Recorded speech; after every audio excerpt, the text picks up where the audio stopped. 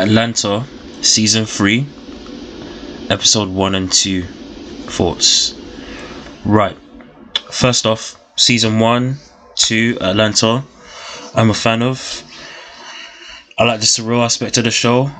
A lot more so in very specific episodes, like a Teddy Perkins in Season 2.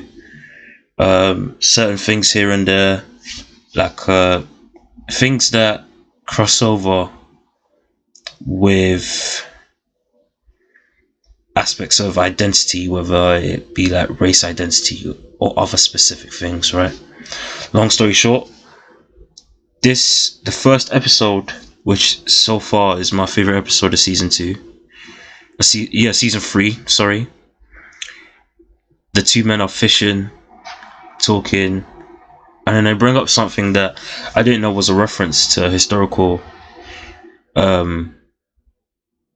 event. Apparently there's a town that existed in America, a black town that was drowned by the government, was part of a government mandate. Lake Laniers, I believe it's called. Someone correct me if I'm wrong, I apologize for mispronouncing. But you get that and a parallel, but mixed with that kind of that dread and that horror and that uncomfortable feeling. That the closest thing I can associate it with is something like Get Out, the film. And it's fun. It's funny. I don't mean this in a way to bring down other black creators, not at all.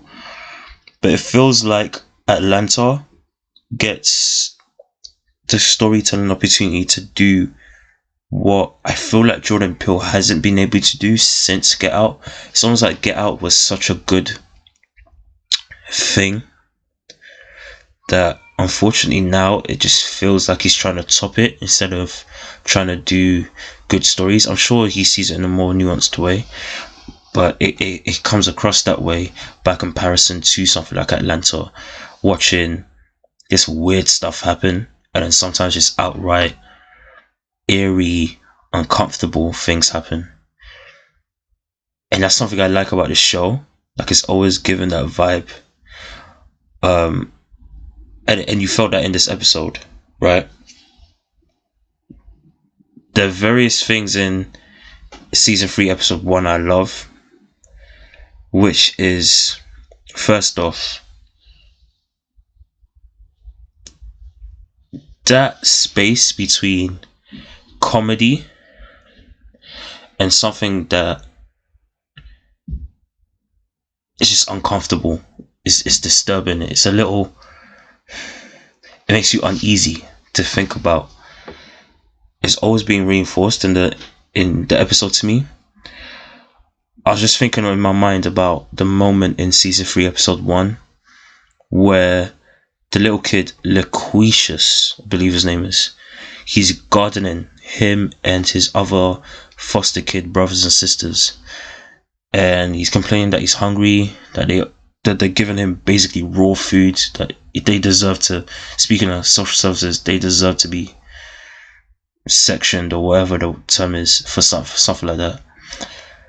But he's talking about, oh, he's hungry, he needs some food, that he's tired from working. This white lady starts telling him, why don't you sing a song, make you more comfortable? I was like, Donald Glover is a bastard and a half. You didn't just go there. Obviously the parallels to slavery, Negro spirituals, all that stuff is there, but it's funny that and certain other uncomfortable moments in this show, in this episode, season 3, episode 1, and then episode 2 I'll get to, they just made me laugh because they were so uncomfortable. It was like, this feels so wrong, but I can't help but laugh to get that tension out of me. It's like I don't know which other way to deal with it. And maybe that's the key thing that Donald and Stephen Glover and the rest of this Atlanta team have captured with this show, that you get reminded of in these first 2 episodes.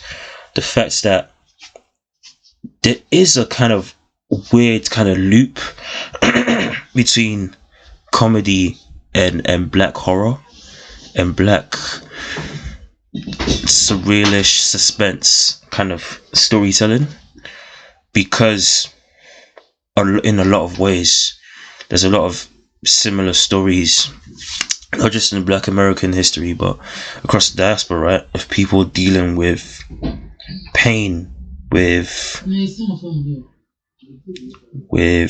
difficult, frustrating issues through trying to laugh off that trauma and that pain, right? That's a universal human thing. It's also something you associate with, I would associate with the black experience. You see that at another point in the show, the scene where I think it's right before the 2 adopted parents are about to pull a Thelma and Louise drive off a cliff. I think it's right. No, yeah, they're driving towards the gas station right before they commit suicide.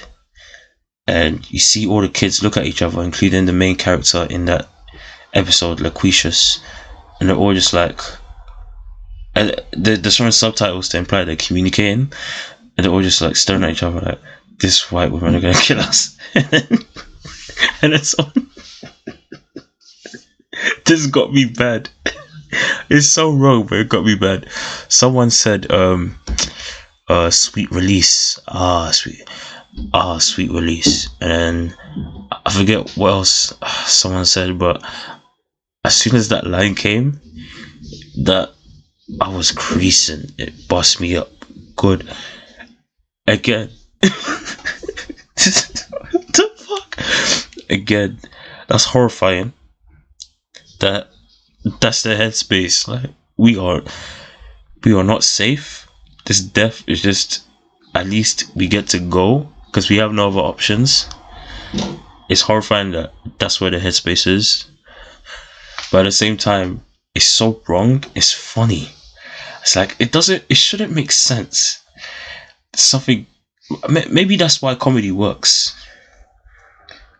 Again, the loop of comedy and horror in this show,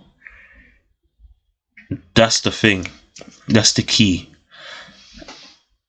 And I felt that way in that moment, the same way, again, a bunch of moments in season 3 episode 1.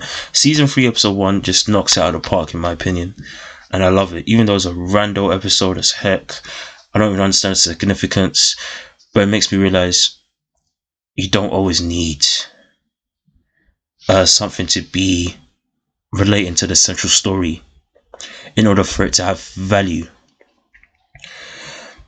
And I know that for facts now because I watched interviews about Atlanta season 3, and Donald Glover confirmed this, that he used to write for the team behind 30 Rock, the TV show, and he was talking about how you don't actually need. He learned in his past writing for 30 Rock, you don't need to have a story that's part of a bigger narrative, as long as that thing, that moment, that scene, that story in a specific episode makes people feel some type of way in their chest. He didn't put it in those words, but that was the gist of what he was getting at, and I felt that a lot through season 3 episode 1. The scene where this dude runs up to the police officer, the scene where the grandpa slaps him and goes like he's playing table tennis or something like that, ping pong, craziness. And most of my points are from season 3 episode 1. Season 3 episode 2, it was okay. Something I like again about this show, the blackface, again reinforcing that uncomfortable side, but also in a weird way flipping it and making it seem so uncomfortable that it's just funny. Like, there's a scene I was cracking up. A Dutch dude he gets upset with Donald Glover's character. He goes and chases him, but because there's a bunch of people in that venue waiting to see Paperboy and they're all in blackface, so the white guy who's chasing Donald Glover confuses a rando white dude in blackface and starts beating him whilst Donald Glover is watching. Again, objectively massively inappropriate, massively, you can argue crosses a line, but that's the point of the show in my opinion. That's why I referenced the Teddy Perkins episode in season 2. Trying to think of moments from season 1 that I liked, that hit me. The dude, the little boy in whiteface in Vanessa Zazie Beetz' character's school, or old school, because I think she got fired from that school. So there's just a bunch of things. Invisible car, black Justin Bieber. Do you know what I mean? I like learning about this world and how I interpret it, as well as how other people interpret it, tell me a story just as much as what I'm seeing on screen, right? And I love that. Those are basically my rambled thoughts about Atlanta season 3 episode 1 mostly, and season 3 episode 2 a little bit.